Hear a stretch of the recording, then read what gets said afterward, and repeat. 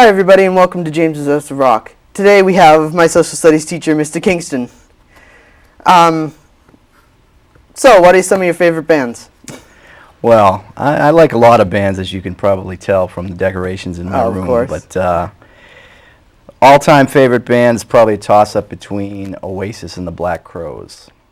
Yeah. Although I do definitely have a couple other ones that would rank up there pretty high too. Yeah, I'm always changing around favorite bands and any favorite songs in particular, either from favorite bands or just... There's a song by a band called the Stereophonics, who are actually from Wales. Oh, yeah. You have a few posters of them. I do, yeah. They have a song called Maybe Tomorrow, which might be my favorite song of all time. Gonna have to look that up. I've been meaning to look up Stereophonics since I saw the poster on your door. How many concerts have you been to? Do you know an exact number? Too many to count? I've been to quite a few. I try to go to at least one live event a month. Doesn't always work out. No. But so I've been to quite a few. Any favorite bands to see in live? One of my favorite, or one of the best live shows I ever saw was Bob Seger and the Silver Bullet Band back in... Love Bob Seger. Sometime at 95, 96 maybe. I think I had just gotten out of college. They were really good. Yeah. Did they have like a big stage presence or? Oh, he was great. He was great. And he hadn't toured for like maybe 4 or 5 years, so the crowd was just going insane. It was a lot of fun. It was a lot of fun. Big reunion tour kind of thing? Yeah, exactly. Any really bad bands seeing all of them live, or? Yeah, it's gonna break my heart to say it, but when after Oasis split up and they sort of did their own thing, Liam Gallagher started a band called Beady Eye. Oh. I saw them in Boston a couple years ago. Very disappointing. Played for like an hour and they were out. Not the same as just Oasis? No, not the same. It's too bad. Sorry, Liam. Got to apologize to Liam. Yeah. Any like crazy concert stories? Anything weird happened when you were at a live performance? I remember I went to a show in Boston. It was like a free show. This was, I think I had just graduated from high school, and it kind of turned into like a mini riot on City Hall Plaza. So that was, I know my mother was a little nervous because this was long before cell phones, so there was no way to get in touch with anyone. So that was probably the wildest time we had. We got out of there pretty quick. Yeah, that is the time to get out. Yeah, right. Did you have a band as a kid? I did. I had a band. I had 2 bands actually. We had a rap group, which hopefully that will never see the light of day because that would just embarrass everybody. We were all kind of the rappers at the same time. I did a little, believe it or not. And then in college, we tried to put together a sort of a punk/alternative band that lasted about a week and a half. So, nothing. Well, that's what I'm trying to achieve here. So, I got my own band set up. Where did you collect and/or buy the many posters in your classroom? A lot of them are just bands that I like. I just put them up there. A lot of it's just for me so that I can enjoy it. But also just to sort of expose people to bands that they probably wouldn't, think of. You know, you're one of the few people, as I've said, that actually listens to some of the music I like, but most of the time... Of course. I find that all the time. So, like when I threw my T-Rex poster up there, nobody knows who T-Rex is, so I figured I'd Warrior. Exactly. That's a great poster, though. Yeah. I know that was one of the first posters I saw walking in the first day, the T-Rex poster. What made you become a teacher instead of pursuing a career in music? Probably lack of talent more than anything else. Well, what about like producing or managing? I grew up in a house with 2 teachers, so if you would have told me 20 years ago I was going to end up teaching, I would have said you're crazy, but I think it kind of rubbed off on me after a while. Yeah, kind of in the genes. Yeah, it really is. Between my parents, I have a couple aunts and uncles that do it, so it's kind of in our family blood, I guess. Tough to avoid it. The teacher family blood. So I remember earlier on this year that you sang Spooky at our Halloween assembly. I did. I had to actually ask Miss Saratani if that was a recording or you, because you sounded so much like a recording. No, it was really me. I am not a Only Our great Dancing was singer. better. I am not a great singer. I don't claim to be. I thought so. That song is low enough in my register that I can fake it pretty much. So, you know, we just do it for fun. I don't have any thoughts about my singing ability or lack thereof. Yeah. If only our dancers were better, that probably would have taken us. Hey, you know, we just needed to rehearse more, that's all. Yeah. Was that your first time singing in public, or? No, I've embarrassed myself a few times, a couple bachelor parties, couple summertime cookouts that have bands and stuff like that. If I get up enough guts, I'd ask the band if I could sit in with them or something like that. Sing a Jimmy Buffett song or something. Again, low enough in my register that I don't have to really push my voice. When did you get into music? Like, when did you first get your love of music? I got to give my dad credit for that. Growing Same up, here. I remember being probably 3 or 4 years old, maybe. We had this red rug on the living room floor in my parents' old house. And I remember sitting on that red rug, sitting in front of the stereo. And, you know, this was, of course, when vinyl was in its prime back in the day, before it made its comeback. And my father would put records on in the morning while he was getting ready for work. And, of course, I didn't know who they were, but just being exposed to all that stuff early on, I think looking back on it now, a lot of the stuff I like probably came directly from that. I think it was just because I was force-fed it so early. It just sort of stuck, you know? Yeah, that's the best way to get it in your head early on. Do you remember the first album you ever bought by yourself? I do. Or vinyl? I do. It's going to make me sound very old, but that's okay. I remember I bought 2 records at the end of, I think it might have been the end of my 2nd grade year. Men at Work, which was an Australian band that were huge for about 3 or 4 years. Yeah. I think it was called Business as Usual, had that song Down Under on it, which I still love.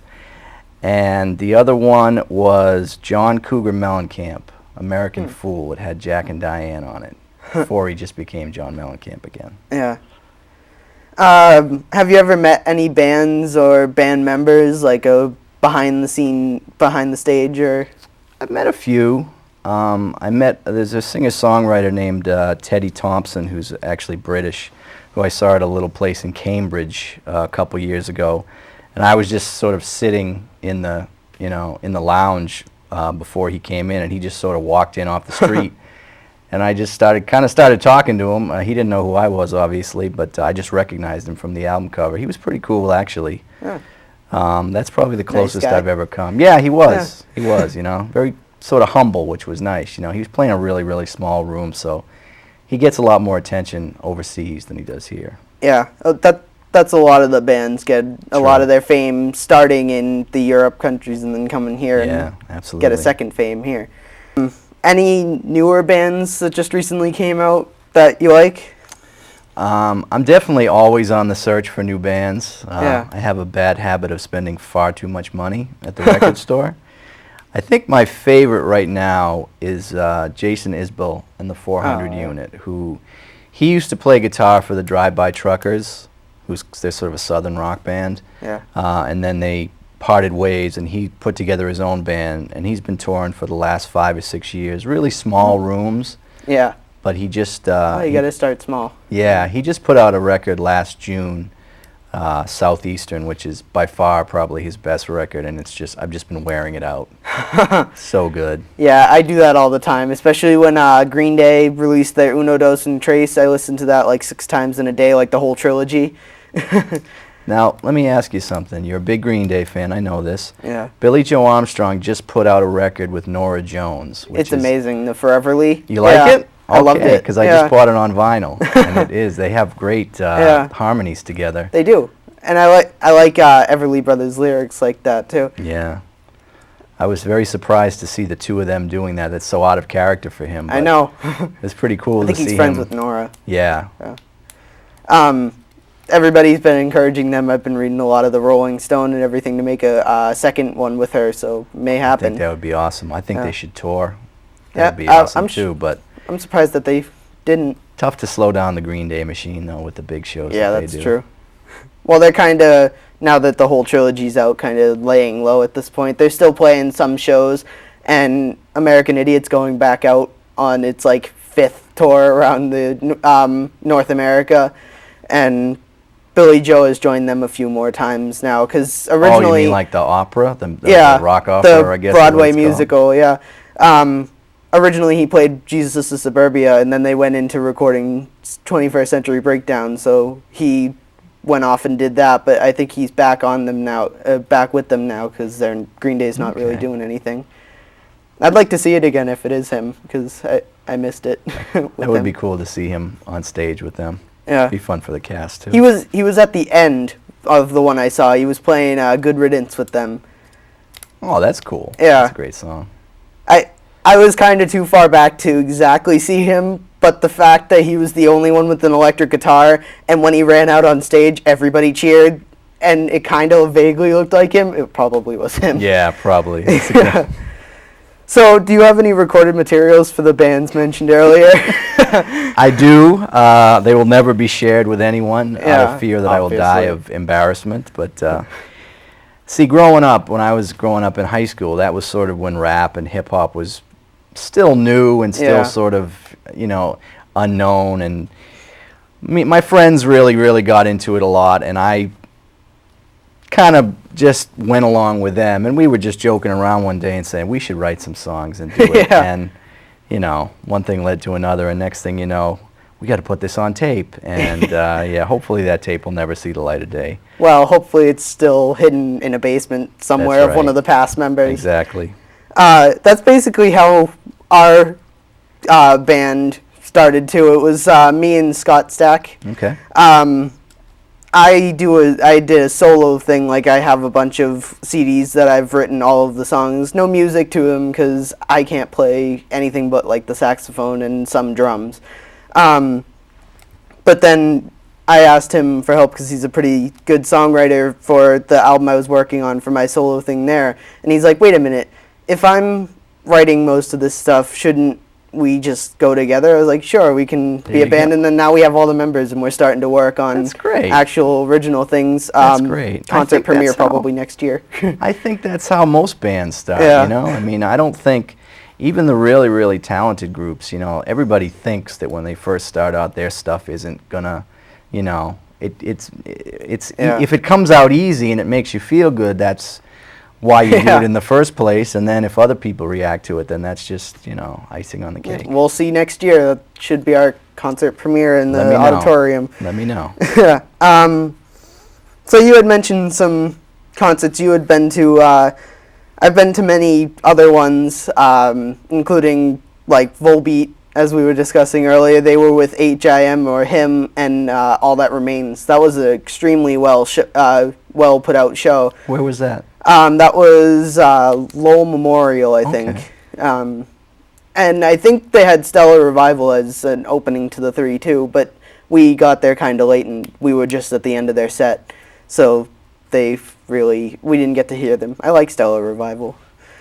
And then I've been to the Aerosmith free concert, because you were mentioning the free concert. I had that poster up on my first episode. Yeah, that must have been a great show. It was. It must have been a great show. I saw them.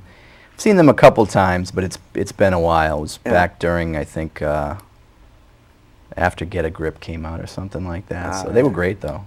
A lot of energy. I got to show you, I have a picture of it. While we were standing there, while they were setting up, they had this huge truck roll in, and it had towers of amps on it. Like, it looked amazing from where we were sitting, just have it roll in with the giant towers of amps, and then they were playing like on the top of a bus. I like how they've always been good to Boston, local boys coming back. And they played right in front of their apartment. They pointed out the apartment. It was, I believe it was a blonde girl that was living there now. She was watching out the window of them playing, much I remember. I saw the Twins of Evil, too, Marilyn Manson and Rob Zombie. What was that like? Marilyn Manson, from where we were sitting, his audio was off, like it screeched a lot. Like, we were leaning against the back of the stadium. We were all the way up the nosebleed seats. Mm-hmm. But Rob Zombie was perfectly clear. He had, like, cool animatronics come out. And I sometimes wonder if Marilyn Manson doesn't do that on purpose to give it sort of a weird edge to it. Well, I had some family down on the floor too that was right in front of the stage that we had opposite. They said that they couldn't hear Rob Zombie all of it. Oh, really? And Marilyn Manson was clear. Up where we were, Marilyn Manson was squeaking and you couldn't hear anything he said, and then Rob Zombie was perfectly clear. So it was just where we were sitting, probably because it's like a circular dome, it was bouncing off too much all the way back up there. You're brave to go to that show. Yeah. Must draw a crowd, those two guys. Yeah. I remember there was like a mosh pit down that you could see. Oh, I bet. Down there, yeah. I was really disappointed. I was really sick. I was supposed to see In This Moment in Stone Sour at House of Blues, and my dad and my sister went and said it was a really good show. I wish I could have gone, but I had missed that whole week of school because I was really sick, and I still was on the day of the concert. So I was very disappointed to miss that one, but because sure I love they'll come Stone back Sour around. and Corey Taylor. Have you ever heard Corey Taylor's Slipknot, Stone Sour? I've heard some Slipknot stuff. It's a little too heavy for my liking in general, although I did read part of his book that he wrote, and I found it pretty interesting. I always find it interesting when you can read about guys who, have gone, when you hear about the stories that they've gone through to get where they are. From zeros to heroes, right? Yeah, exactly. Did you hear what just recently happened to him? He, in his house, he has all of the Slipknot memorabilia for their passed away bassists. He even has like the bass that he used to use. It all got stolen. Everything got stolen. From Shame. it was in like a vault too, so it must have been one of his security guards or something. They haven't really recovered anything as far as I've heard from any of the stuff that was stolen. Yeah, probably tough to find that stuff. Once it gets out there, I'm sure they try to sell it as fast as they can. So. Yeah. Did you hear Corey Taylor with Dave Grohl from Can to Can't? Now, I've heard that they were going to do something together because I saw like a documentary where Dave Grohl went to Sound City. Right, yeah. Exactly. And From Reel to Reel. Was going to do bring in all the people that had recorded over there and do something new. And I know that they did something with Corey Taylor and the singer from Nine Inch Nails to Trent Reznor. And he's great. Grohl can play with anyone. Yeah. That album is Sound City from Reel to Reel. I bought that song on iTunes. I love that song. Have you heard the one that he did with Paul McCartney and the Nirvana members? Yeah, I heard part of it on the Grammys when they showed it. Yeah, that's a good one. I have to buy that one too. I got to buy that whole album. It had a lot of good people on it. It did. Recording it had a ton on of it. good people. Yeah. Dave Grohl was just recently on Annoying Orange too, and you could. Yeah, I know a lot of the odd members have been on Annoying Orange. Like it's on Cartoon Network, and you could tell he would know that nobody would know who he was because he like jumped out on set and he's like, "Hi everybody, I'm Dave Grohl." Like he was pushing who he was because obviously nobody's going to know who he is that's watching Annoying Orange. He's definitely a little bit of a ham, but he's talented. He's talented, and he does some good stuff. I love some of the stuff he's done with the Foo Fighters. Yeah. I actually like it better than the Nirvana stuff, which I know is honestly, me too. Probably I like sacrilegious for most I like Foo Fighters rock more than fans, Nirvana too. Alice Cooper was on the Annoying Orange Christmas special too. He was singing the song with them. In his full makeup too. It wasn't like he was in his death makeup. Got to do it like that, right? Of course, you have to do it like that. Weird Al was on that same episode too, singing it with them. Now I can see fitting right in. Yeah, that show. He can definitely fit right in. I saw him in the Lynn Memorial Auditorium, and he was really funny, doing his thing. Like he did "Wanna Be Your Lover," and he had like this tiger suit on, and he's like strutting through the crowd, and he like jumps on this old lady, singing the chorus and everything. He was so funny. Every time he finished the song, he'd go backstage and they'd play like when he was on TV or whatever. Like he was featured in Simpsons, and he was in an episode of Scooby-Doo, the same one with Batman too. He was like, I watched the scene afterward because I had never heard that he was on Scooby-Doo, and he's like in the Joker's costume and he unzips it and it's Weird Al.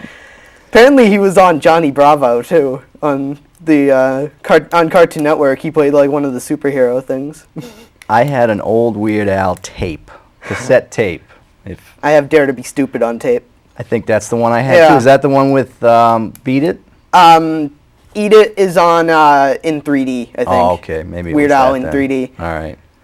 But I remember we used to that. I mean, that was big time back then. Yeah. I must admit I haven't really kept up with his new stuff, but He's not as good, and he's parodying like new pop songs now too, because he kind of ran out of bands like he has been parodying to do now. no more Michael Jackson to do. That was Yeah. some of his biggest hits, I guess. Well, because I looked it up and I own like all of his documentaries because I love Weird Al. Him and Michael Jackson were really good friends. Like, that's why he was able to do so many of his songs, because they were always friends. Like, even before he got big, Weird Al was big. It's cool that those guys have a sense of humor too, and they're willing to, you know, a lot of bands don't want them to. Yeah, right. Like, the Amish Paradise on Bad Hair Day, Coolio didn't want him to put that on. I heard about that. Yeah, but he did anyway, and he just completely ignored him. And I'm sure he's happy when it hit big, though. Yeah, for his newest one, he made fun of Poker Face by Lady Gaga, and it took him like 3 times to have Lady Gaga agree to put the song on the album. So he has to work for those parodies a lot more than you'd think. Yeah, those people got to play hard to get sometimes, you know. He's doing really good now. He doesn't have his original look at all anymore. He doesn't have the glasses. He doesn't have the afro. I saw one picture where his hair was a lot longer, which is surprising to me because that's his new look. He's got the really long hair down to his shoulders. Yeah. No glasses. No like beard and mustache. That must be the 21st century Weird Al look. Yeah, new version of him ever since Running with Scissors is when he changed. I've just always been a big fan of him. I can thank my dad for that one. Him and Richard Cheese, which is a slow lounge version of all of the songs. See, I'm impressed. You know who Richard Cheese is. Richard Cheese, Lounge Against the Machine. That is great. Yeah. Some of my other favorite bands are, I don't know if you've ever heard any of them, Blink-182 or Sum 41. Yep. They both sound very, very similar to each other. I was surprised that Blink-182 got as big as they did, you know. They were thanks really, to all really the popular. small things. Yeah. But even now, I mean, even when they came back, I was surprised the size of the places that they were selling out, you know. Well, because everybody's been waiting. What was it? They went on a hiatus in 2003 and then came back in 2011. For those people that liked them in their past albums, they've been waiting those long years in between for the new album. They're rumored to come back this year too with another one. I can see that happening. That's what I'm hoping for Oasis. Yeah. Both of them are going to need some, you know, they're going to need to come back together to make that They're make that still work. touring. I don't know if it's like all the original members, but I saw on their website that they had some tour dates. Yeah. I've seen Liam together. Or Liam with his new band. I've seen Noel with his new band. They're good. They're not the same. It's just not the same. So can't be the same unless you're all the one piece. Yeah. No. Honestly, I didn't like Blink-182's new album. They changed their sound too much of it like a techno thing. And I noticed that Tom switched his voice for Angels and Airwaves when he did that. He kept that voice for the new Blink-182 album. He didn't go back to his original, I call it like squeaky voice that I love on their past albums. I think sometimes bands try to change things up, you know, to keep it interesting for themselves. But as most fans know, you know, you want to hear what you first really, you know. Linkin Park tried to change their sound with Thousand Suns, and that album did so bad that the next one they changed their sound back to normal. It's probably more of the same thing as U2, that Tom's getting really old now. He probably wants to do more of a lower thing, so he doesn't have to strain his voice too much. Yeah, it's hard to get up in the register like that. Yeah, they're at least in their 40s area now, all three of them. I can relate. Yeah. Some 41s thought to come back too. That I noticed that all bands that Jerry Finn produces tend to go into hiatus for a different reason. Like Jerry Finn produced bands like Green Day, Blink-182, and Sum 41, as well as many other big bands. and all of them have basically the same sound and like the same dip into, I call it depression mode. Like their songs are dark, their themes are dark, and like they can be fast, but they have dark lyrics, and then they just automatically scoop back up into their full old self, like Blink-182 at Neighborhoods or Sum 41 with Screaming Bloody Murder. But Green Day was the only one that really didn't do that. And I think one of the things too is like it always makes me wonder like if bands don't want to saturate the market too much. Yeah. Like there's a guy, Ryan Adams, who is sort of he was in a band called Whiskey Town, and then he went solo, and he started putting so much stuff out. Yeah. You know, he put out something every 6 months, and after a while, you'd kind of be like, yeah, you need to take a break. That's you know, way he too was much. so proficient with what he did, but after a while, you're kind of like, yeah, it all sounds the same. Yeah, I can understand like a 2 or 3 year hiatus, but Sum 41 was a 2 or 3 year hiatus, but Blink-182 was close to a 10-year hiatus, which I think is way too long, because, you know, fans are always looking for the bands they've liked with their older albums, and you're not delivering because you keep fighting. Did that have something to do, though? Wasn't the drummer in a pretty serious accident, though? I mean, I know he was. Yeah. Actually, it was Tom, I think, that got in the plane crash, but that was during the Enema of the State area. Oh, what broke them up was was all their side bands. Tom with Boxcar Racer, Mark with Plus 41, Plus 44, and Travis with his solo with Yellow Wolf. Oh, I didn't realize he had a solo band, too. Yeah. So, yeah, they're all over the place. He's been releasing them for a while, like even while Blink-182 was still together. So I think that's all the time we have. Thank you for coming out. Oh, very welcome. I had a lot of fun. Yep. I will see you Monday in school, All obviously.